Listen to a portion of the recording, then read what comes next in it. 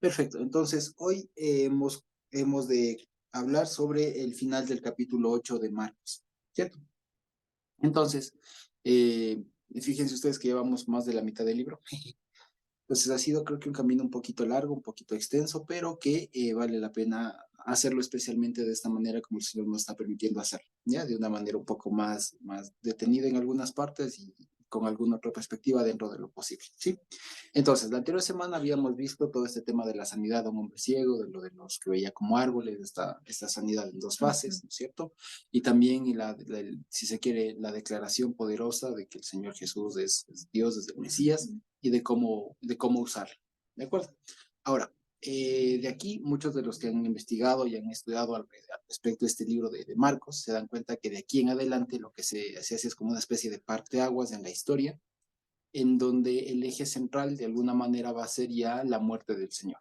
¿Sí? Entonces, precisamente esto comienza aquí eh, y comienza literalmente porque esas son las palabras que utiliza al inicio. Dice, y comenzó. Entonces, eso en la narrativa de Marcos marca un antes y un después.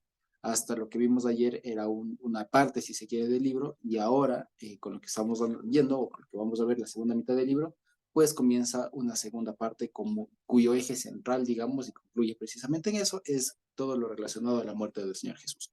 Así que si bien todas digamos, van a haber muchos eventos que, eh, que digamos, van a ser repetitivos en sentido contra temática, o sea, que tratan de lo mismo. O sea, otro milagro, otra sanidad, otro ciego, otro endemoniado, o sea, me refiero a eso, ¿cierto?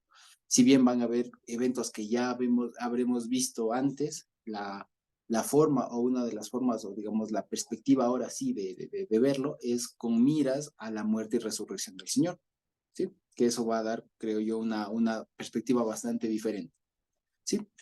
Eso en torno a esta segunda mitad de Marcos como una ligerísima introducción, ¿sí? Entonces, el antecedente inmediato, como lo veíamos, es la declaración poderosa esta de tú eres del Mesías, tú eres del Cristo, ¿de acuerdo?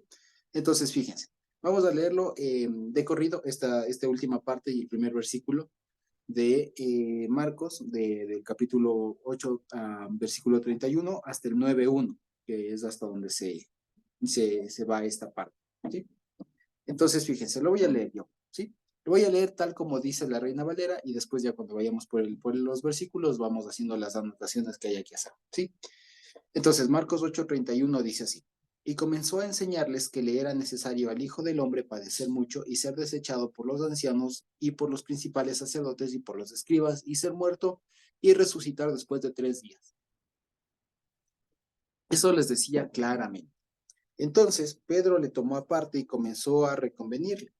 Pero él, volviéndose y mirando a los discípulos, reprendió a Pedro diciendo, quítate delante de mí, Satanás, porque no pones la mira en las cosas de Dios, sino en la de los hombres. Y llamando a la gente y a sus discípulos, les dijo, si alguno quiere venir en pos de mí, niéguese a sí mismo y tome su cruz y sígame. Porque todo el que quiera salvar su vida la perderá, y todo el que pierda su vida por causa de mí y del Evangelio la salvará. Porque, ¿qué aprovechará al hombre si ganare todo el mundo y perdiere su alma? ¿O qué recompensa dará el hombre por su alma? Porque el que se avergonzare de mí y de mis palabras en esta generación adúltera y pecadora, el Hijo del Hombre se avergonzará también de él cuando venga en la gloria de su Padre con los santos ángeles. También les dijo, de cierto les digo que hay algunos de los que están aquí que no gustarán la muerte hasta que hayan visto el reino de Dios venido con poder. ¿Ok? Vale. Entonces vale la pena decirlo. Quizá de estos pasajes sea, digamos, creo que no será la primera vez igual que lo leemos, pero suele haber bastantes interpretaciones al respecto. Ahora vamos a tratar de ver la mayoría, no, algunas, no creo decir todas, pero algunas que creo que son relevantes, sí. De acuerdo, entonces primero, como les decía, en el versículo 31 es muy interesante que comienza con esa palabra, y comenzó, ¿sí? Y si es que nosotros leyéramos esto y somos unas personas, somos hermanos, posiblemente una es una congregación, posiblemente mayormente compuesta por gente judía, esto seguramente les hará eco en la mente, también dado que bendito Dios hemos podido leer de pronto las porciones de la Torá y todo lo demás, que una de las formas de decir comenzar no es necesariamente o sea, en la idea de la mente bíblica, de la mente de esta gente, no estaba el hecho de partir de cero, sino que hay una forma de comenzar cuando se cierra un capítulo y se comienza otro, ¿ya? Entonces, aquí da esa idea, digamos, de que se ha cerrado un capítulo y comienza otro, pero que todo lo anterior era necesario para comprender lo que ahora viene, ¿de acuerdo? Entonces, por eso me llama mucho la atención esto de y comenzó, ¿sí? A enseñarles. Ahora, fíjense ustedes que esto de que y comenzó a enseñarles que le era necesario al Hijo del Hombre padecer mucho, pues resulta interesante porque, como les digo, ¿acaso antes no les había enseñado? En general, ¿acaso antes no les había ya dado enseñanzas? Y segundo, lo que se ve es que si bien se puede advertir alguna cosa, parecería que más bien no, que el principio del ministerio, como se quiere decir, del Señor, era o tenía otro énfasis, si se quiere, enseñar sobre no sé, el poder de Dios, de cosas por el estilo, ¿ya?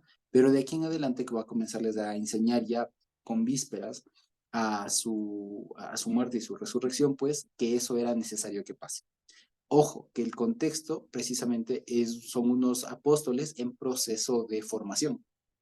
Son unos apóstoles en formación en realidad. Entonces son unas personas que aunque van a estar viendo todas las maravillas, no del todo van a comprender. ¿Sí? Y esa es una de las formas de cómo comprender o aproximarse a este pasaje de acá, que es el de Pedro diciéndole que no lo hagan, ¿cierto? Bueno, entonces, en todo caso, siguiendo con este versículo, hay otra cosa interesante. Esta frase, que le era necesario, ¿ya? Y para cualquiera de nosotros que hemos crecido y hemos nacido en estos últimos años en el cristianismo, ¿cierto? Que hemos aprendido, una de las primeras cosas que se aprende como cristiano es precisamente esto, que el Señor Jesús murió y resucitó por nuestros pecados. Es el ABC que nos enseñan, o sea, si cualquier persona que queda sus primeros pininos en el Evangelio, pues es eso lo que se le enseña. Ahora, fíjense ustedes, pequeño detalle. Resulta que para cuando estaba pasando esto, no era así, ¿ya? Esto que para nosotros es poco novedoso, ¿no? O sea, que para nosotros nos digan, oye, ¿sabes qué? Descubrí, el Señor me reveló que es que el Mesías tenía que morir. ¿Qué dirían ustedes? Pues sí, o sea, cuéntame algo nuevo, ¿no es cierto? Algo así como que, pues, no, ¿dónde está la novedad ahí? Bueno, pues resulta que en esa época era totalmente novedoso. Por lo siguiente, por lo que ya hemos hablado muchas veces, porque la concepción, el concepto que en esa época se tenía del Mesías era muy vaga, era muy, digamos, no era tan desarrollada como lo que de pronto se puede encontrar hoy en la literatura y en la filosofía judía, y por otro, porque se tenía al menos atisbos de qué era, o sea, apenas se había preguntado por algo, y también por una cosa, la concepción o digamos la descripción, las características que el pueblo judío le fue dando al Mesías fue de acuerdo en mucho a la circunstancia en la que vivían y de acuerdo mucho a la forma en cómo veían la vida bíblica, si se quiere. ¿De acuerdo? Entonces, por ejemplo, los decenios, ya, que tenían su énfasis, no tanto en la liberación del pueblo, en cosas por el estilo, sino en una cuestión un poco más mística, si se quiere, ya podríamos hoy decir espiritual, en un ámbito, o sea, utilizando la palabra espiritual de manera genérica, un ámbito más poco material, ¿ya? Pues el énfasis o el Mesías que manejaban ellos, pues era otro. No era un Mesías ni que moría, ni mucho menos, sino era más bien un Mesías que seguía sus patrones. Es decir, un Mesías austero, un Mesías que sí venía a restaurar, pero más tenía características de profeta, si se quiere de sacerdote, alguna cosa así. Pero no tenía un énfasis de guerrero como tal. Eso se lo reservaban, si se quiere, mayormente a Dios mismo, no a la figura del Mesías. A diferencia de los fariseos, por ejemplo, que son muchos de los que proponen o propugnaban esto de que el Mesías guerrero, el Mesías hijo de David, el rey y todo lo demás, que era lo que esperaban, entre otras cosas, por la situación que vivían. Acuérdense, Israel en esa época en lo que estaba pasando esto era una colonia, una provincia romana. El que gobernaba ahí no era el rey de los judíos ni nada, era un designado del imperio romano, un dependiente del César. Tenían cierta libertad religiosa y económica, pero todo estaba en últimas determinado a lo que decía César, al imperio romano. Entonces, en ese ámbito, ¿cuál era la interpretación de un Mesías que necesitaban, que comenzó a ver la gente? Pues un Mesías rey, un Mesías rey, y claro, comenzaron a estudiar al respecto y se dieron cuenta de eso, ¿ya? Y como la Biblia es tan amplia, también se dieron cuenta que podía haber también otro tipo de Mesías pero que para el momento no era lo evidente, ¿ya? Entonces, fíjense, ahora, todo esto como para poner en contexto de lo que estaría viviendo y lo que de pronto tendrían en la cabeza, o sea, lo que habrían entendido, lo que habrían aprendido hasta el momento los discípulos. O sea, los discípulos no partían como nosotros de si el Señor Jesús tenía que morir y él murió, porque aún no pasaba. ¿Me explico? A lo que están diciendo esto, Pedro, de que tú eres del Cristo y todo lo demás, aún el Señor Jesús no moría, ¿ya? Y la concepción que ellos tenían del Mesías era lo que habían escuchado. Que esto, si usted quiere, podría ser de diferentes maneras. Ya les digo, las más comunes son estas del rey, del sacerdote, del profeta. Básicamente eso, ¿sí? En términos generales. Pero nunca se llegó a entender muy bien qué, porque cada una de estas concepciones o de estas formas de entender la figura del Mesías era defendida por unos o por otros. Así de sencillo. Pero jamás, jamás, jamás, jamás se llegó a entender esto que el Señor Jesús va a decir, que el Hijo del Hombre, ellos entendieron, el Mesías tenía que padecer y ser desechado por los muchos, ¿cierto? Y ser desechado por los ancianos, etcétera, ser muerto y resucitar después de 3 días. Esto, para la época, es por demás novedoso, ¿ya? Es como, por ejemplo, ¿qué les digo? Es como, por ejemplo, hoy está muy cimentada esta teoría, por ejemplo, de la doctrina del rapto, de las dispensaciones, ¿no es cierto? Es como que lo que está en, la, en el imaginario, si se quiere, o sea, en la imagen cristiana, ¿cierto? O sea, aparte de ser cristiano, o sea, con el paquete de ser cristiano, digamos, viene el hecho de creer en A, B, C, D, ¿no es cierto? Pero, por ejemplo, nosotros venimos, y el Señor nos ha enseñado a romper mucho de eso, que la ley está vigente, que los mandamientos, que no hay rapto, que cosas por el estilo. ¿Me explico? Entonces, fíjense ustedes que para más o menos así sonaría. Es algo que de pronto en algún momento se habló, pero que para la época era totalmente novedoso y no cuadraba. Y era, o sea, muy poco probable de que esa sea la propia, digamos. ¿Ya? Entonces, fíjense ustedes, ¿cómo es esto? Por eso es que en alguna otra parte del Evangelio dice, hemos oído que el Mesías vive, pero ¿cómo es esto que tiene que morir? Eso es nuevo. Entonces, fíjense, eso da muestra del debate, del conocimiento que se manejaba incluso a nivel popular. ¿Ya? Ya no les digo en las altas esferas de los maestros, de los y todo lo demás, no. Lo que sabía el pueblo, lo que sabía la gente, o sea, ¿qué sabía la gente? La gente sabía que había algo o alguien llamado Mesías que en pocas palabras venía a liberar al pueblo y que entre sus funciones estaba el unificar de nuevo al pueblo. ¿Ya? Eso era. Eso era en pocas palabras lo que entendía la gente.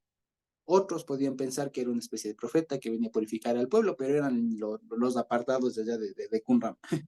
Ya, pero lo que entendía la gente, el pueblo, ya, era eso, que había alguien llamado el Mesías, Mashiach, pues, ¿es cierto? Que en pocas palabras venía a liberar a la gente. Eso era lo que se entendía, lo que se manejaba. Y cuando el Señor Jesús viéndole, entonces fíjense, era un Señor Jesús que ya rompía esquemas, porque era maestro, no era tan justo en el sentido de rodearse solo con justos, lo más, que prefería irse de pronto a los gentiles, pasó poco tiempo, digamos, con los propios maestros y todo lo demás, se rompió muchos esquemas, y aparte viene y les enseña que el Mesías, el Hijo del Hombre, y otra forma de decir, él tiene que morir y tiene que ser puesto en manos de las autoridades de la época, ser muerto, pero que resucita el tercer día. ¿Me explico? Ahora, fíjense ustedes, aquí hay un detalle muy importante. De estas tres cosas, o cuatro, no sé, bueno, esto de que deba padecer, ¿ya? De que se deba morir, ¿no es cierto? Y de que deba resucitar, ¿cuál les hace ruido? ¿Cuál es la que esa gente, a los discípulos, a Pedro en este caso, le hace ruido? ¿Cuál de las tres?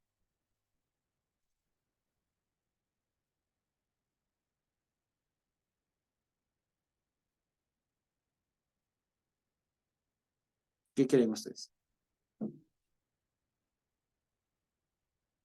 La de la resurrección, seguramente. No, No. no. Exacto, que tiene que morir. Eso es lo que le hace ruido. Porque para lo que se manejaba en el populacho, digamos así, en la gente, ya en el común, en el pueblo, lo que se entendía era que el Mesías no moría. Quiero un Mesías victorioso, como el Mesías, el que Dios manda, va a morir. Porque si el Mesías muere, significa que se acabó todo. Ya, más o menos, imagínense, ¿no? Es como que, hablando en los superhéroes, es como que le mandan a Superman y Superman muere, alguna cosa así. Ya, que de hecho es un plagio también de la Biblia. Ya. Entonces, fíjense ustedes, o sea, ¿cómo es que me mandan al héroe, ¿no? Al libertador, al duro, pues, ¿no es cierto? Me mandan al protagonista y tiene que morir. Es ilógico. Eso es lo que les hace ruido. ¿Por qué? Porque que le martiricen o que de pronto le golpeen no es nuevo porque muchos de los profetas fueron maltratados, ¿ya? Y tampoco lo de la resurrección les hace ruido porque en el Antiguo Testamento, en las Escrituras, hay testimonios de resurrecciones, ¿o no? Sí hay, ¿no es cierto? El mismo Elías, Eliseo, revivieron a gente. No hace ruido. Pero ¿qué es lo que les hace ruido? Que el Mesías muera. Porque eso implica en la concepción de ellos que perdió. ¿Me explico? Eso era lo que les hace ruido. Entonces, fíjense ustedes. Y más allá de, digamos, esto todavía está, digamos, un poco hay que contrastarlo también, no lo vamos a hacer ahora, pero digamos, si ustedes quieren, este evento, ya, en los demás evangelios se recoge con más o menos detalles, ya. En algunos otros no ponen este tema de que se ha entregado a las principales autoridades, sacerdotes, etcétera, sino que simplemente tiene que ser muerto, ¿ya? Entonces parece que esta es una, digamos, una adición propia de Marcos, ¿sí? El hecho, más allá de todo, es que Jesús está anunciando su muerte. ¿Y cómo? De hecho, esta es una de las formas o de los momentos en donde con más detalles les dice, yo voy a sufrir, tengo que padecer, es necesario que padezca, es necesario que padezca por mano de las autoridades en general de la época y que muera y que resucite el tercer día. ¿Ya?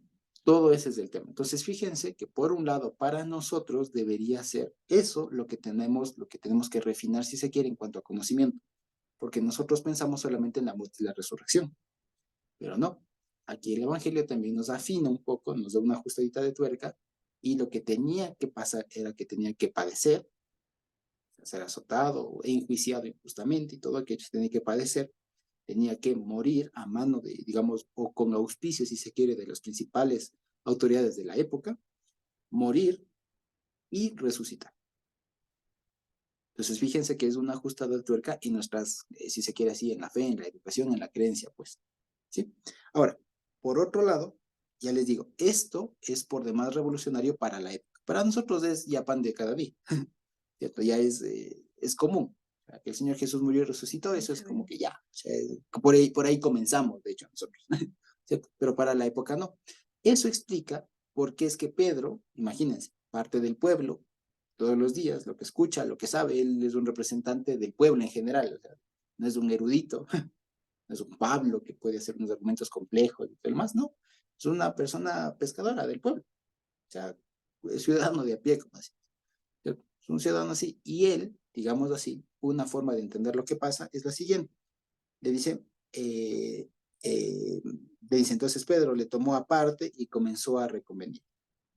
Entonces, fíjense, primero, antes dice, esto les decía claramente, la palabra que ahí aparece en griego se puede entender de dos maneras. Una, de manera clara, o sea, sin matices, de manera directa o bien de manera pública, ¿ya? Pero parece que no se refiere a manera pública porque aquí le está diciendo solo a los discípulos y antes les había mandado a que no divulguen que él era el Mesías. Entonces, esto se entiende que aquí es como poner aquí, esto les decía de manera clara, sin tapujos, de manera directa, pues, ¿sí? Y como esto fue tan directo, y seguramente ellos entendieron que él iba a morir, y que si es que él era el Mesías, se acababa todo ahí, ¿no es cierto? Entonces dice que Pedro le toma parte y le comienza a recriminar, ¿ya? O sea, más que a reconvenirle aquí, porque por lo general lo que se suele pensar es que Pedro le está diciendo, le toma parte como para decirle, oye Jesús, ¿sabes qué? No digas eso, pobrecito, piensa en ti como que a tratar de hacerle reflexionar. Pero más bien lo que está pasando aquí es que Pedro le toma parte para hacerle entrar en razón, aparentemente. O sea, esto de reconvenirle es realmente recriminarle, o sea, a acusarle, ¿ya? Y le toma parte seguramente como para como con una calidad supuestamente de justo, de no te expongo ante todos los demás, sino te digo, vente Jesús, tengo algo que decir.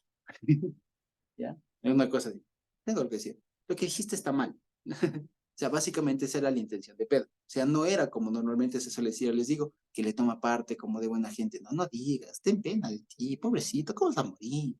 Reflexiona. No, le comenzó a reconvenir. O sea, le comenzó a decir, en pocas palabras, estás mal.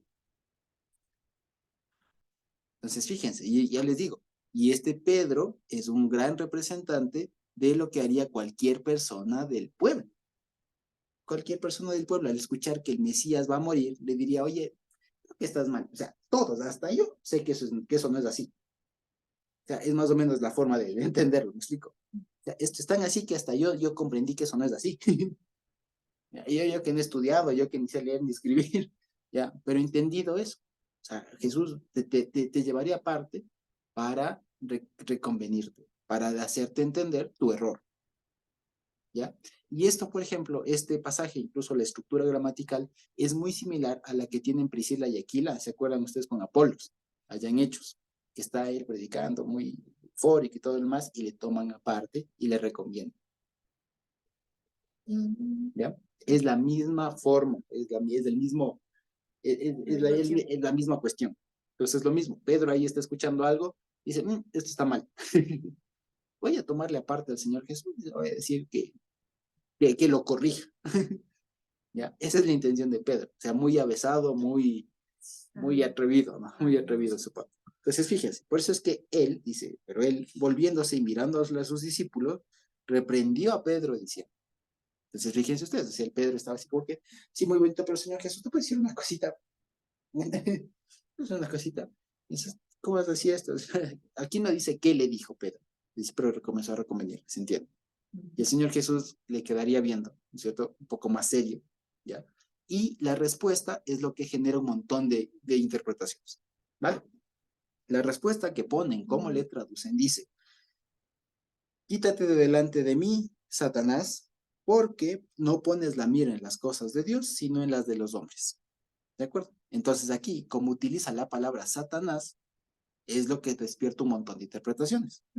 Muchos lo que interpretan, la forma más fácil y sencilla es, le está diciendo de Jesús al mismísimo Pedro, que acaba de decir una semejante confesión, le acaba de decir, por un lado, que le acaba de confesar, que acaba de recibir la mayor revelación, y al punto seguido le dice Satanás, ¿cómo es eso? ¿Ya?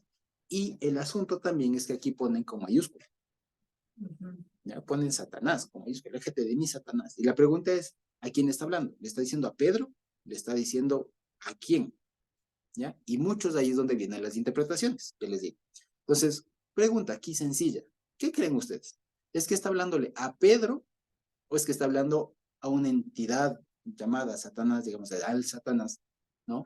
Que de alguna manera influyó en Pedro.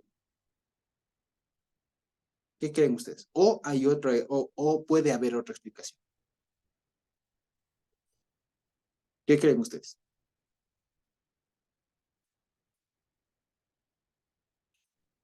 En pocas palabras, ¿qué creen ustedes?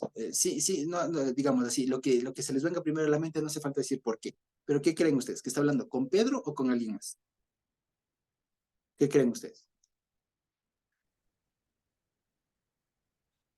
Con Pedro, pero no es esa la forma que le dice, sino le dice es de otra forma, como dice acá, puedo leer.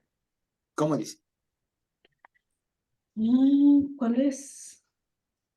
El Ocho, 30 y, 33. 33. Sí.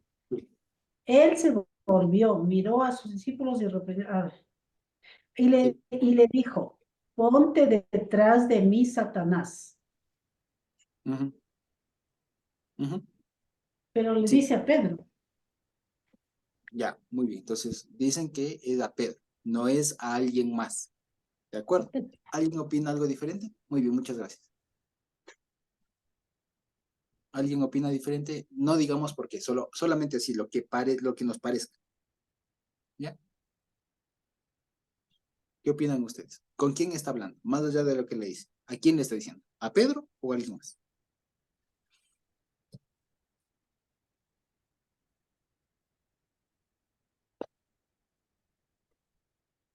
¿Qué opinan?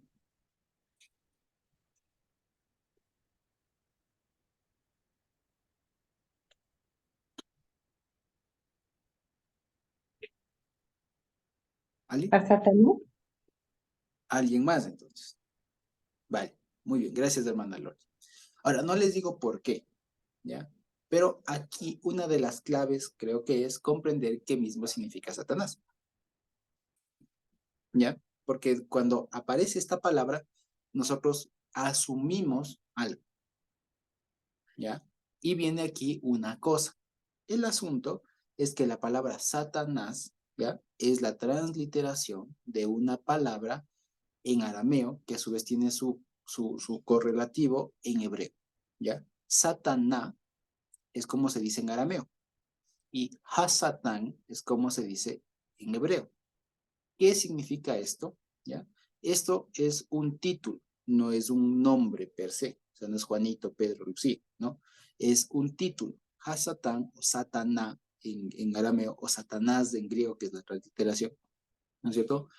Es, significa el opositor, el adversario, el que se opone, ¿ya? El que hace contra, el que hace obstáculos, si se quiere, ¿ya? Eso significa Sataná en arameo, Hasatán en hebreo. Y el verbo, incluso, el verbo Satán, aparece porque es un verbo le Satán, es un verbo, oponerse. Oponerse, hacer frente, obstaculizar. Es un verbo. El verbo le Satán, ¿ya? El verbo Satán aparece en la Biblia con ese significado. El verbo, la forma más fácil, digamos, el evento más reconocible donde aparece este verbo y no tiene nada que ver con el enemigo ni nada por el estilo, con el Satán, ¿no? Es precisamente cuando Balaam va con la burra y ve al ángel, y el ángel le satén, se le oponía, se le ponía al frente, le obstaculizaba el paso. Por eso es que la burrita iba ahí y se da todo ese escenario. Ahí aparece el verbo, y el verbo es oponerse, hacerle frente, obstaculizar, ¿ya? Ahora fíjense, aquí le ponen con mayúscula, ¿ya? Asumen que es un nombre propio, pero en el origen es si se quiere, es un nombre propio, pero más bien es adjetivizado, que significaría en general el opositor, el obstaculizador, ¿ya? El adversario, como se dice, ¿ya? Pero es porque se opone, precisamente, porque hace frente, porque no permite avanzar, ¿ya? Por eso es el Satán. Entonces, fíjense, si nosotros no entendemos un ratito, por un momento, como nombre propio, si no le está diciendo, ponte detrás de mí, oh adversario, oh obstaculizador. ¿Con quién está hablando?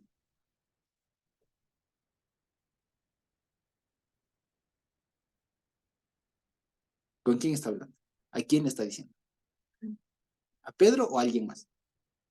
A Pedro mismo le está diciendo. Pedro, a Pedro. Exacto, muy bien, a Pedro. Le está diciendo a Pedro. Le está diciendo, Pedro, me está haciendo obstáculo. Por eso le dice, ponte detrás. ¿Ya? Y este de ponte detrás nos da de hacer eco, nosotros que ya hemos leído Josué, ¿no es cierto? Nos da de hacer eco de un personaje que se ganó una gran recompensa por ponerse detrás del Señor. ¿Se acuerdan? ¿Quién fue el que iba atrás del Señor? ¿Se acuerdan?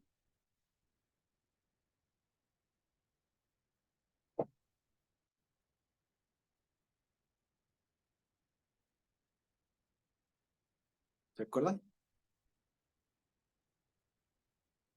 ¿Quién era ese personaje que se ganó un premiazo, digamos, por ir atrás del Señor? Por ponerse atrás del Señor. ¿Quién se acuerda? Es súper conocido.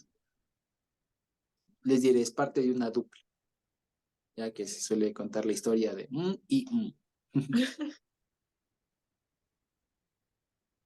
¿Alguien se acuerda? Otra pista.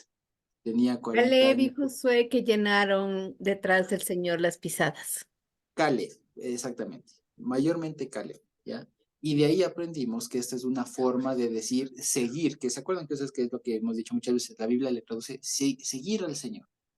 No dice así, literalmente dice ponte detrás, llena las huellas. Es otra forma de decir, anda detrás. Entonces, cuando el Pedro, en su ingenuidad, seguramente le está diciendo, no, Señor, ¿cómo vas a estar diciendo eso? Estás mal. En pocas, arrepiéntete. ¿No? El Señor Jesús regresa a ver a todos y dice, venga, ponte atrás. Ya, sigue, vos eres discípulo. Me está haciendo obstáculo. Está diciendo, ponte atrás, oh obstaculizador. ¿Ya? Dice, ¿por qué? Porque no estás poniendo las cosas, o porque porque no pones la mirada en las cosas de Dios, sino en la de los hombres. ¿Qué le está diciendo entonces? Pedro, está haciendo obstáculo porque estás entendiendo estás entendiendo el concepto de Mesías a la forma humana, no a la forma de Dios. A la forma humana tiene más sentido que el Mesías no muera, obvio. Pero a la forma de Dios tiene todo el sentido y es necesario que pase. O sea, fíjense ustedes, o sea, ese es el asunto. El matiz ahí está en la palabra, si se quiere, en este intensificador. Necesario, era necesario.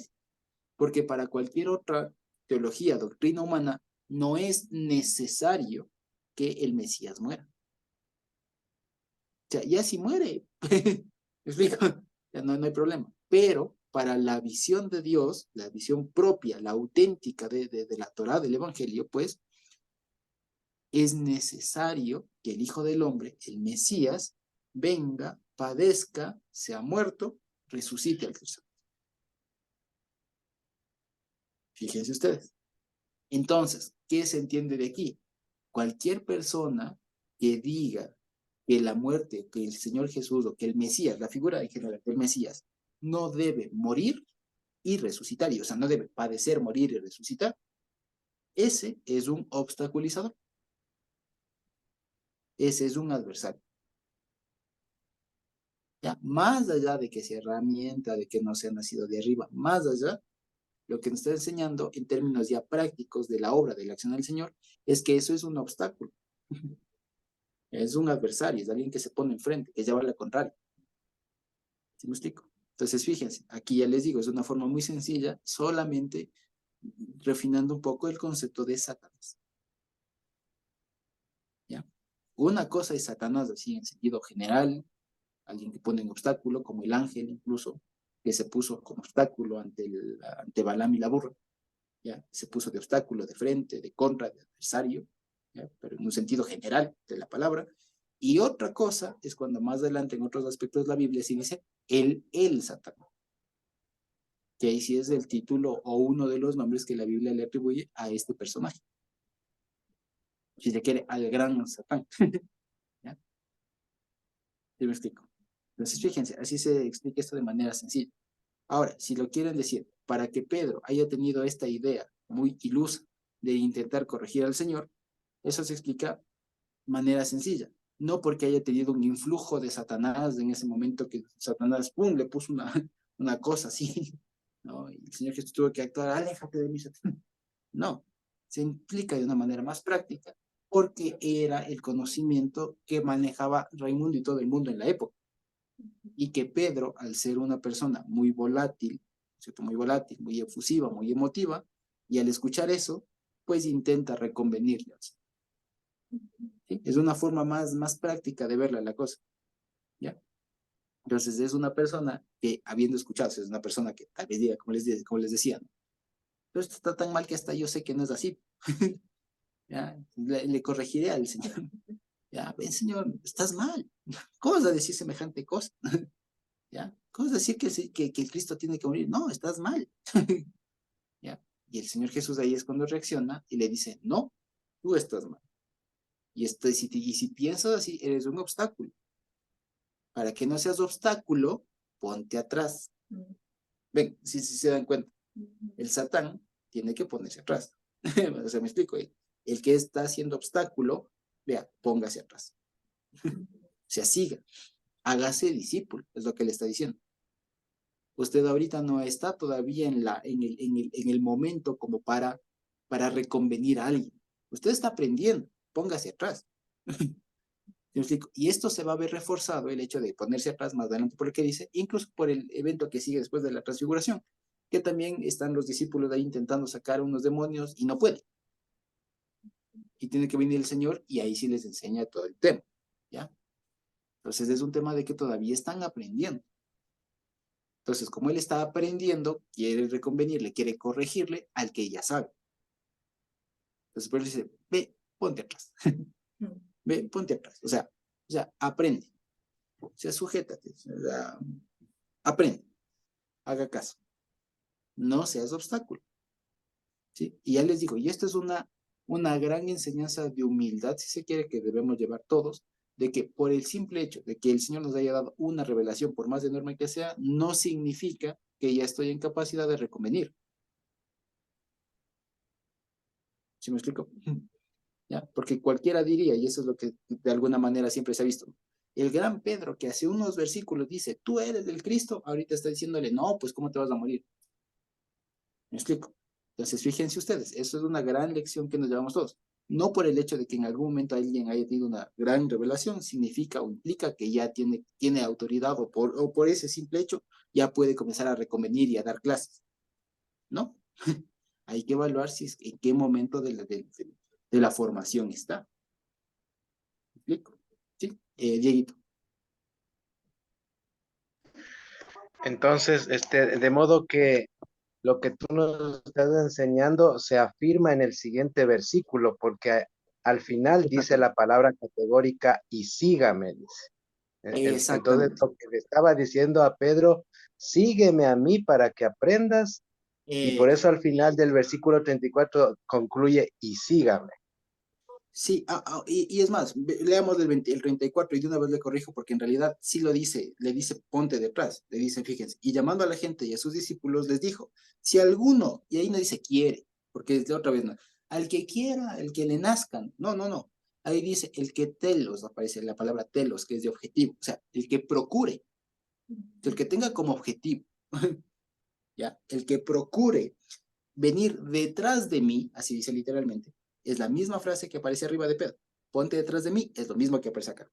Fíjese, ponte y venir en pos de mí. Pero esto venir en pos de mí a veces se interpreta como que venir a los pies, postrarse, alguna cosa así. No, ahí dice literalmente, y venir detrás de mí. O sea, si alguno quiere ser mi discípulo, en pocas palabras, ya, niéguese a sí mismo y tome su cruz y siga. O sea, y camine conmigo. Entonces es lo que muy bien, digamos, ha visto Diego, y es de eso, a eso. Entonces fíjense, no es un tema de que le poseyó Satanás, entonces el Señor Jesús tuvo que decir, aléjate de Satanás. No, hay que comprender la palabra.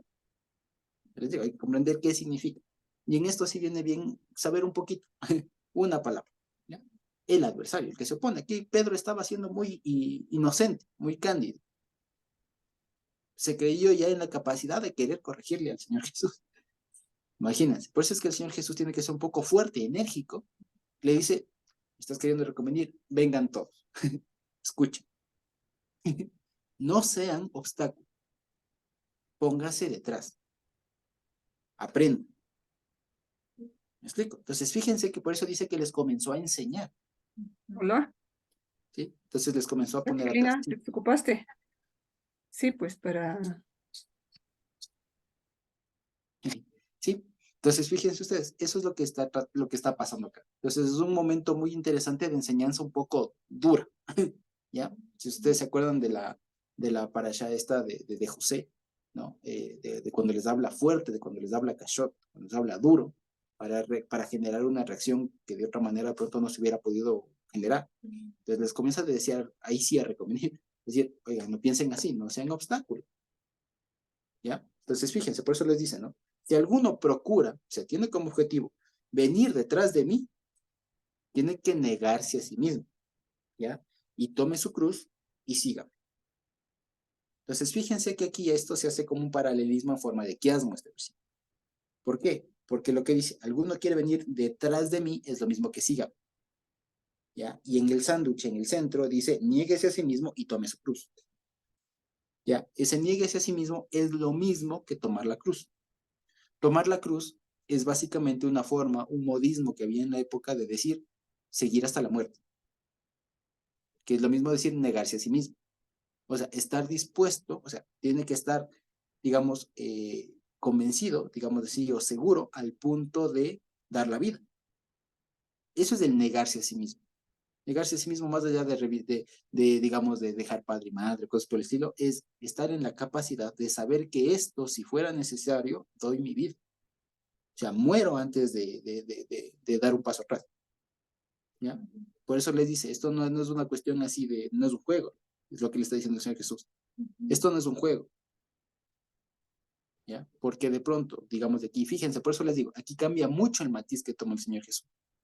Aquí hasta hace un tiempo era una especie más de pastor que se equivocan, les salva, que les da de comer, un tema un poco más paternal si se quiere. Ahora está un poco más firme. Dice, no, si quieren seguirme, esto no es un juego, le estoy diciendo. Si el que quiera seguirme, el que quiera venir detrás de mí, tiene que estar dispuesto a morir.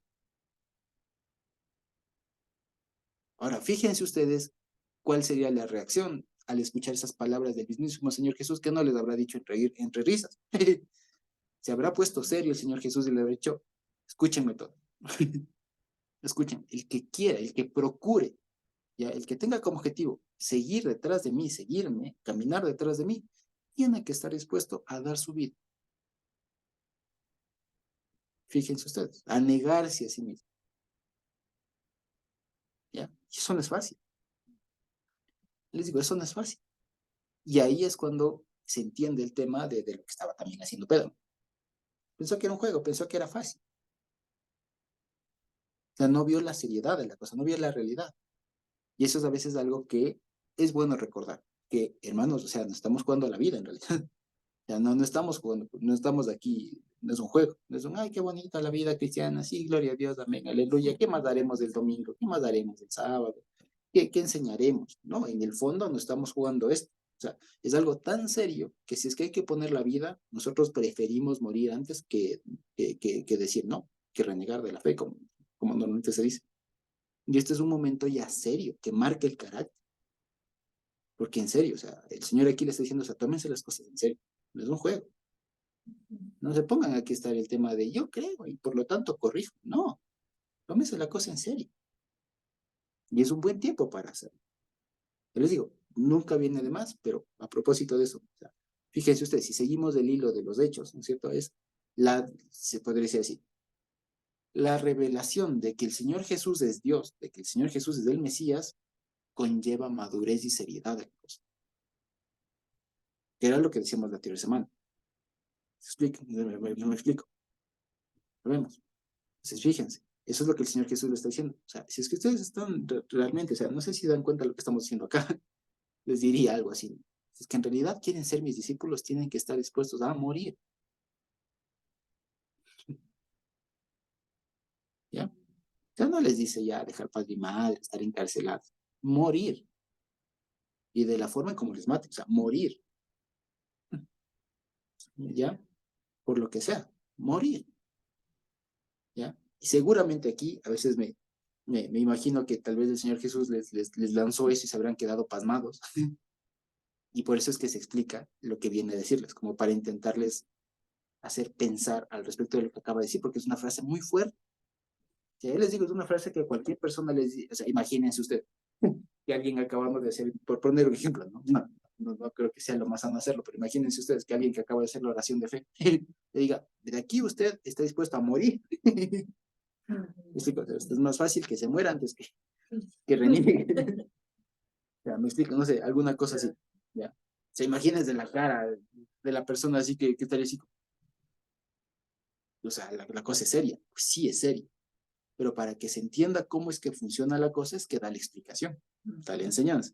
Y aquí dice, fíjense, porque todo el que procure salvar su vida, y ahí aparece la palabra, ¿cómo es esta? Psique, que traduce en alma, ¿no? Pero fíjense que ahí ponen vida, cosas. Ya, porque todo aquel que procure salvar su vida, su existencia, la perderá. Y todo el que procure, y todo el que pierda su vida por causa de mí y de la buena noticia, la salvará. Ah, entonces aquí está otra forma de enseñar que es esto de renunciarse a yo. de negarse a mí mismo y de tomar la cruz. ¿Ya?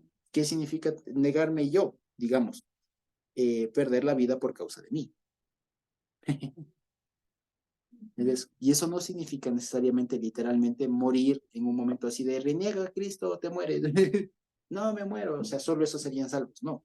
El asunto es que es precisamente perder la vida, perder la autonomía, si se quiere, ¿ya? Por eso, y eso ya les digo, es una cosa que incluso ahora choca mucho, porque es una cosa que en el cerebro humano uno piensa que es libre, uno cree que es libre, ¿ya? Uno cree que es libre porque puede hacer esto, uno cree que es libre, pero cuando uno viene al evangelio, uno se da cuenta, entre otras cosas, que uno no es libre, que uno no, nunca fue libre, que era esclavo del pecado, de los vicios y todo lo demás, y que ahora tampoco soy libre. Soy libre de eso, pero ahora soy esclavo de Cristo, ahora soy esclavo de la ley, soy esclavo de la justicia, pero libre no soy. Y eso es lo que a muchas personas les choca, porque piensan que venir al evangelio es hacer lo que quieran. Y no, es cambiar de dueño. ¿Ya? Es cambiar de dueño a un mejor dueño, al mejor dueño que podemos tener, al mejor amo. Pero eso no implica que sigo siendo esclavo. ¿Ya? Mientras los demás son esclavos de sus propios placeres, del mundo, del pecado y todo lo demás, yo soy esclavo de Cristo. Soy esclavo de la justicia. ¿Me explico? Y ahí es cuando uno pierde la vida. No sé si me explico. Por eso es que la Biblia muchas veces habla y el Evangelio de Pablo dice, ¿no? Que hemos sido crucificados y muertos con Él. Juntamente con Él hemos de resucitar también y que hemos sido... Se refiere a eso, que perdimos nuestra autonomía, entre comillas. Lo que tanto el mundo propugna, que la autonomía de la persona, que la dignidad, que no sé qué, nosotros no tenemos. Así les digo, así clarito, nosotros no tenemos dignidad. Porque somos esclavos, así de sencillo. Que somos esclavos, pero de la justicia. Y todo lo que tenemos de bueno no es nuestro, es de Él. Todo el amor, la solidaridad, la fidelidad, todo aquello no es nuestro, es porque Él ha depositado en nosotros. Y son cosas que debemos administrarlas bien. Pero en mí, por sí, en mí un valor, ¿no? Otra cosa es lo que mi amo decide hacer conmigo y me permite hacerlo. Esa es otra cosa. Y lo que me da para hacer, de lo cual yo deberé dar cuentas después. Ahí tiene sentido el juicio. ¿Me explico? Entonces, fíjense, a eso se refiere al renunciar la vida por el Evangelio. ¿Me explico? Dieguito. Sí, lo que nos estás enseñando en esta noche es algo muy profundo, ¿no? Porque el negarse a uno mismo conlleva la sujeción ante nuestro Señor, ¿no? Como decía, antes nosotros en el mundo teníamos la esclavitud con el pecado y estábamos ligados al pecado. Pero cuando uno es buscado por Dios, Él nos libera de ese pecado y somos siervos de Jesucristo. Pero eso conlleva el sujetarnos como Jesús se sujetó a su palabra. Y eso se reflejó ahí en el huerto de Getsemaní. Él se estaba sujetando a su palabra en el huerto de Getsemaní y dando ejemplo. Y por eso él con autoridad dice que quiera seguirle a él, se niegue a sí mismo. O sea, que sea sujeto, que aprenda a ser sujeto ahora al Señor Jesucristo para probar y experimentar la vida nueva y el perdón de pecados. Así como Jesucristo nos dio ejemplo, ¿no? Exactamente, tal cual. De ahí, de estos pasajes, fíjense ustedes que esto leer en el siglo primero debe haber sido revolucionador. Y les digo, que las personas, yo le digo, y esto es incluso hasta filosófico y da debates de este tema de que si somos predeterminados o si somos el libre albedrío. Que no hay libre albedrío, que no lo hay. Y Pablo lo dice de una manera muy, muy sencilla. ¿Acaso no lo sabéis? Que no sois vuestros. ¿Ya? O sea, el verdadero cristiano, si se quiere, es el que sabe que no se pertenece. Y esto es bien fuerte. Eso es bien fuerte. A veces uno lo dice así de manera muy poética. Mi Señor es mi todo, hay canciones de el Señor es mi rey, mi todo. Pero es que en realidad, o sea, si lo pensamos en el fondo, eso implica que prefiero morir antes que renunciar, realmente. O sea, y no es un tema de sí, o sea, idealmente, ideología, o sea, si me toca, ¿no? O sea, realmente, o sea, he muerto a mí. O sea, lo que dice la otra canción, donde ya no vivo yo, más Cristo vive en mí, que también es un versículo. Ya no vivo yo, más Cristo vive en mí. O sea, no sé si es que en realidad entendemos lo que eso significa. O sea, es que en realidad ya no vivo yo, ya no vivo para mí. ¿Me explico? Y fíjense que si cambiamos el chip así de la cosa, ya no estudio derecho en mi caso, porque es que yo quiero ser un gran abogado. ¿Me explico? Yo lo he visto, yo he estudiado derecho porque el Señor me permitió hacerlo y porque en algún momento he visto la utilidad que eso ha tenido para el pueblo, no para el país. He visto la utilidad que la formación, incluso, digamos, universitaria que el Señor me ha dado, ha sido bueno para el pueblo. Y ahí yo dije, claro, o sea, por eso tenía que estudiar abogacía, en mi caso. ¿Ya? Y lo he visto, por ejemplo, también en Jess, mi papá y mi mamá, en todos. ¿Ya? Lo he visto. ¿Ya? No es el tema de que, ¿qué carrera estudiaré? Me explico. En mi caso, no, señor, lo que tú quieras. ¿Qué quieres que yo estudie? ¿Ya? Lo mismo, el hogar, por ejemplo. ¿Por qué? ¿Por qué Dios me permitió casarme con mi esposa? No porque es que yo le amé, porque es que me gustó, porque es que es una mujer espectacular. No, no, no. Porque ese matrimonio tiene una función, un propósito para el reino. Si es que el Señor nos da hijos o no, será para el reino, no para mí, me guste o no. Fíjense ustedes, ¿ya? Y eso, ya les digo, cambia totalmente la perspectiva. Me voy a poner un negocio, me voy a endeudar, me voy a todo lo que sea, ¿ya? La perspectiva del cristiano cambia, porque no lo hago para mí, para mi bienestar, para yo estar cómodo, para no tener frío, para no tener calor, no, la perspectiva del cristiano cambia y lo hacemos, ahí se entiende por qué, ya no lo hacemos para el mundo, sino para el Señor. ¿Entienden?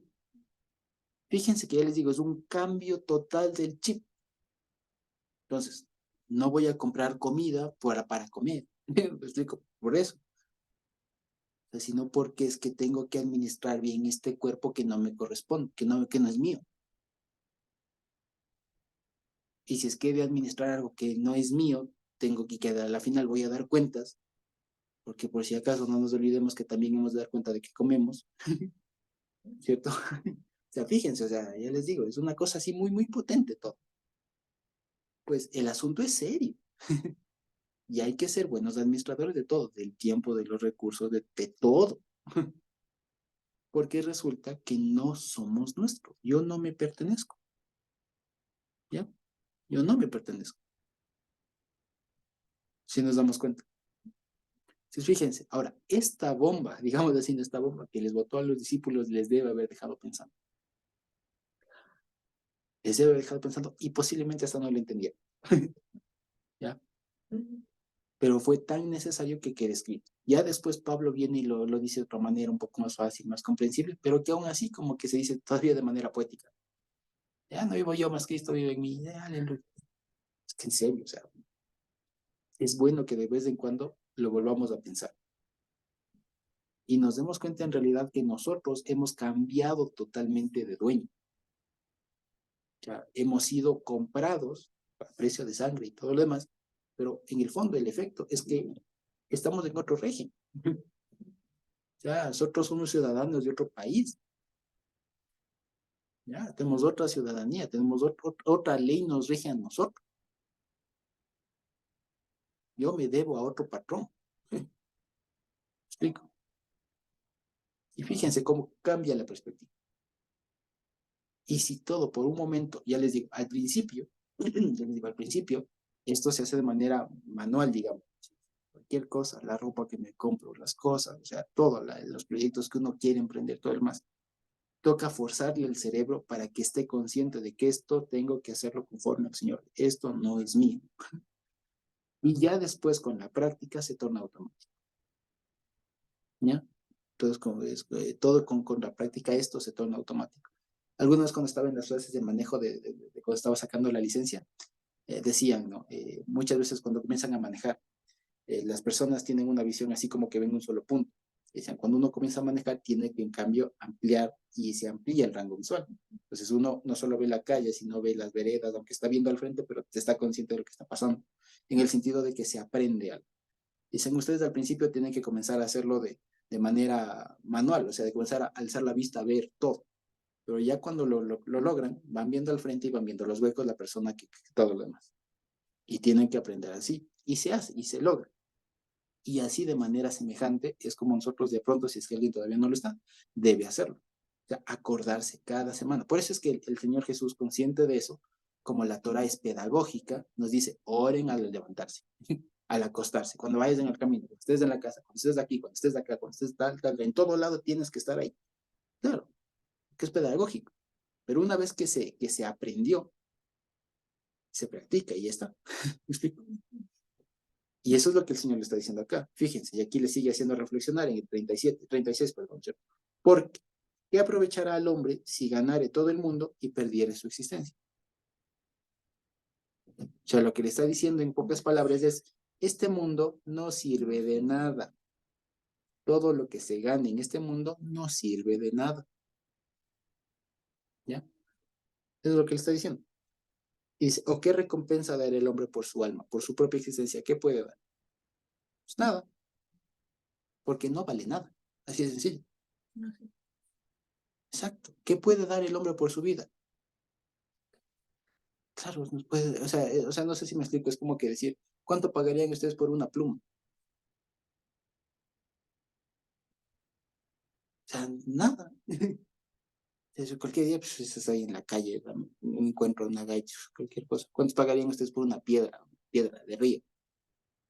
Nada. Eso le dice, ¿cuánto, o qué recompensa da el hombre por su alma, por su vida? Es que nada, es que no vale nada. Es que eso es lo que le está diciendo. ¿Sí me explico? ¿Sí? Dice que por eso, ¿qué aprovechará al hombre si ganara todo el mundo y perdiera su alma? Le está diciendo es que no vale nada. El mundo, todo esto, ¿ya? No vale nada, ¿ya? Por eso le dice, ¿y qué recompensa da el hombre por su alma? Pues nada, es que no vale nada. ¿Sí me explico? ¿Qué recompensa da el hombre por su alma? Pues dará todo lo que tenga, pero resulta que eso tampoco vale nada. Es porque su vida, la existencia del ser humano no vale absolutamente nada. Nosotros, ¿por qué valemos? Nosotros como cristianos, porque fuimos comprados. Ah, es diferente, pero no porque teníamos precio. Porque el Señor nos otorgó un precio, un valor. Exacto. Porque Él pagó el precio. No porque nosotros valíamos. No sé si me explico. Fíjense, por eso cuando pregunta estas cosas así de qué aprovechará, pues sería como que se está haciendo un balance, ¿no? Entre qué vale más, el alma o las cosas. No, lo que le está diciendo en el fondo es valoren, o sea, piensen, pregúntense. ¿Ya? O sea, pregúntense. ¿Vale en realidad algo la persona? No vale. En realidad la persona no vale nada. ¿Qué recompensa va a dar una persona por su vida? Si su vida no vale nada. Por eso es que estos discursos que incluso ahora se, se, se, se aplauden mucho, ¿no? Este tema de cuando alguien va a recibir un premio o alguna cosa y le toca dar las gracias, ¿no? Se aplaude mucho en algunas esferas, en algunos ámbitos, ¿no? Cuando alguien pasa y dice, yo me agradezco a mí misma porque yo luché, yo me esforcé, no sé qué, bravo, qué persona para conscientes, que eso es lo correcto, que te agradezcas a ti mismo. No, es que uno no vale nada. O sea, no sé si me explico. O sea, en realidad, ¿qué puedo dar yo por mí? Pues, yo no valgo nada. Yo por mí mismo, lo mismo que nada.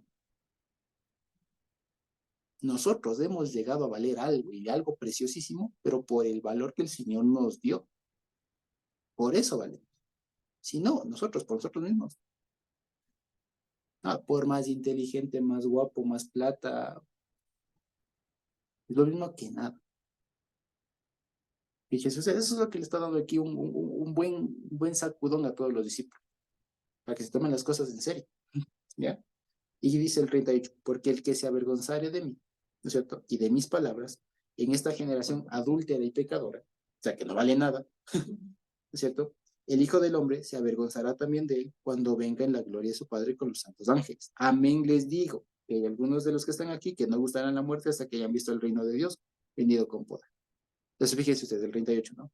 Porque el que se avergonzare de mí, ¿ya? O sea, avergonzarse, ¿qué significa? No haber comprendido el valor, no haber comprendido lo que está pasando, no haberle tenido con seriedad la cosa. Porque, por ejemplo, o sea, la vergüenza es un proceso psicológico, ¿no? De no estar lo suficientemente consciente y seguro de algo. Eso es la vergüenza, básicamente, ¿ya? E incluso es muy curioso porque en la Biblia la vergüenza es algo que causa el Señor a partir de un juicio. O sea, solamente cuando el Señor juzga al pecador, por ejemplo, le hace caer en vergüenza. O sea, le desnuda y todo lo demás. O sea, le deja sin su valor. Eso es la vergüenza, básicamente. Entonces, por eso dice aquí, el que se avergonzare, dice, de mí, o sea, pues el que no le diera el peso, el valor, la importancia a mi palabra, pues yo también le haré lo mismo a él. No sé si se dan cuenta. O sea, el tema es de que se den cuenta de que la cosa es seria, de que den el valor, el peso que corresponde. ¿Ya? Porque, otra vez, el que se avergonzare de mí, ¿ya? Y de mis palabras, en esta generación adúltera y pecadora, ¿ya? O sea, el que dijere que lo mío no vale nada, no le diera la importancia, ¿cierto? O sea, se lo tomaría así a la ligera, en medio de esta generación que tampoco vale nada, ¿no es cierto? Pues cuando el Hijo del Hombre se avergonzará también de él, también le dirá que no vale nada, ¿ya? Pero ahí sí, cuando él venga al juicio, es lo que está diciendo. Entonces, fíjense ustedes, ya les digo, es una cosa que nos hace reflexionar mucho, mucho, mucho en el tema este de negarse a sí mismo, de tomar la cruz, fíjense, y seguirlo. Es que en realidad es muy profundo, cambia totalmente la vida. Y eso, digamos, nos hace mucho más conscientes. Y ya les digo, es una esclavitud bonita. Es una forma de servicio, de no ser autónomo ni independiente, pero que es hermosa, porque caemos en las manos del mejor dueño. Eso es lo hermoso, que caemos en las manos del mejor dueño, del dueño que es justo, que es padre, que es rey, que es todo, que es bueno, que es benigno, que es puro, que es santo y todo lo demás. Ya, caemos en ese nivel de esclavitud, o sea, a ese lado de la esclavitud nos vamos. Entonces, fíjense. Y sí, es bueno que nosotros sepamos y de pronto, digamos, nos refresquemos en que sí, no somos libres. No somos libres y que o bien somos esclavos del mundo, del pecado, de las concupiscencias, o bien somos esclavos de la justicia. ¿Sí? Y si somos esclavos de la justicia, hay que tomarlo con seriedad. Exacto. Por eso también, como dice mi esposa, hay los versículos que dicen, no se puede servir a dos señores. No puedes pretender ser esclavo de los dos, porque agradas al uno o agradas al otro. Pero no se puede de los dos.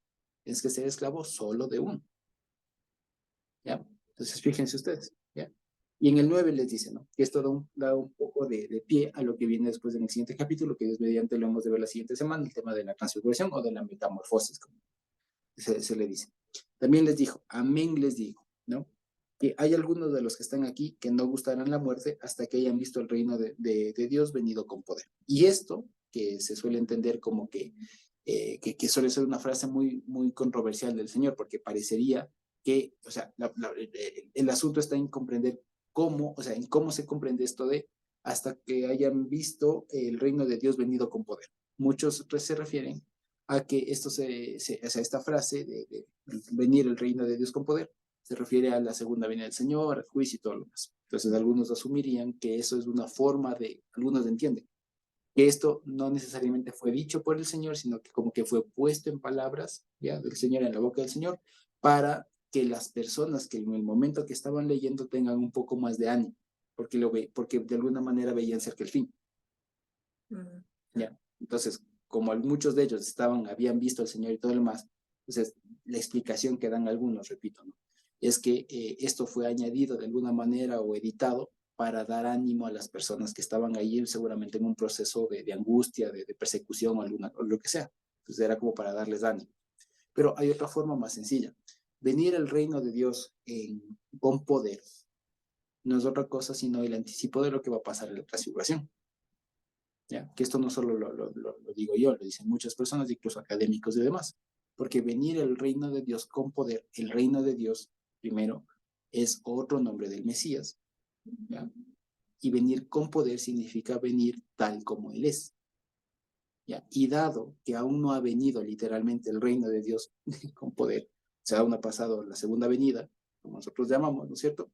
Y estos murieron, ¿cierto? Algo más debe significar. Y como el episodio siguiente, que es la metamorfosis, el cambio de naturaleza del Señor, pues es eso. Muchos de los que están ahí, algunos de los que están aquí, de los discípulos, 3 en este caso, no gustaron la muerte hasta que vieron el reino de Dios en poder. O sea, tuvieron un anticipo del Señor Jesús en su plenitud. Que ya lo vamos a ver mañana, cómo es que se entiende todo esto de Moisés y Elías y todo. ¿Ya? Mañana, perdón, el otro viernes. ¿Sí? Entonces, fíjense, ¿ya? De eso va. Entonces, estos pasajes de aquí, ya les digo, cambia un poco el matiz del Señor Jesús a un maestro un poco más firme, ¿ya? Que da enseñanzas, pero en este caso, de una forma un poco mucho reflexiva, pero también bien concreta, bien directa, porque ha partido de una insinuación de Pedro que es muy superflua, muy alocada, si se quiere, de quererle reconvenir al Señor Jesús. ¿Ya? Y como Pedro quiere recomendarle al Señor Jesús, Jesús se para firme y les dice todo lo que tiene que decir. En pocas palabras, esto no es un juego. Si ustedes realmente están acá y procuran seguirme, tienen que estar dispuestos a dar la vida. Porque si ustedes no se acuerdan, ustedes como tal no valen nada. Valen por lo que yo les digo que valen. Y ustedes son míos. Y ustedes hacen lo que yo les diga. Así que pónganse nomás atrás. ¿Sí? Entonces, fíjense, eso es básicamente lo que se puede entender de este pasaje. ¿Sí? Y como les digo, ya la siguiente semana, Dios bendito, hemos de estar viendo lo de la transfiguración, como se le conoce, la metamorfosis y todo aquello. Y de pronto, si es que alcanzamos el tema esto de una liberación más que hace el Señor Jesús y la segunda anuncio de la muerte de más que también. ¿Sí? Entonces, eso básicamente. Quizá tenemos alguna pregunta, algún comentario, y si no, podemos ir terminando la grabación. Una cosita, Josué. En el 38, cuando dice, porque el que se avergonzare de mí y de mis palabras, eso me recuerda a lo que pasó con Adán y Eva, que ellos estaban desnudados de la gloria de Dios por irse hacia el otro conocimiento. Exactamente. Entonces, así mismo acá, la gente que se avergüenza de Dios y de su palabra es porque está buscando en el mundo los placeres y le pesan más los placeres y todo lo que el mundo ofrece antes que someterse a la voluntad de Dios, como dice aquí, al nombre de Dios y su palabra. Entonces, por ende, están desnudados de la gloria de Dios. Y eso es lo que se refleja desde allá, desde Génesis. Exactamente. Y hay otra referencia también al Génesis y es esto de que les dice que esta generación adúltera y pecadora, que es como un título característico de la generación de Noé. Entonces dice, si ustedes están aquí en una situación similar a la que vivió Noé, ¿cierto? Y ustedes ante esa generación que está loca, digamos así, que no está consciente de las cosas, ustedes se avergüenzan, pues significa que no han entendido las cosas. Significa que no lo han tomado con seriedad. Significa que no han comprendido, básicamente. Que no se han puesto detrás. Han querido ponerse adelante a reconvenir. Eso es lo que les dice. ¿Sí? Vale. Muchas gracias entonces a quienes participaron, Dieguito y demás. Y creo que podemos ir terminando por hoy. La grabación al menos. ¿Sí? Bendito Dios.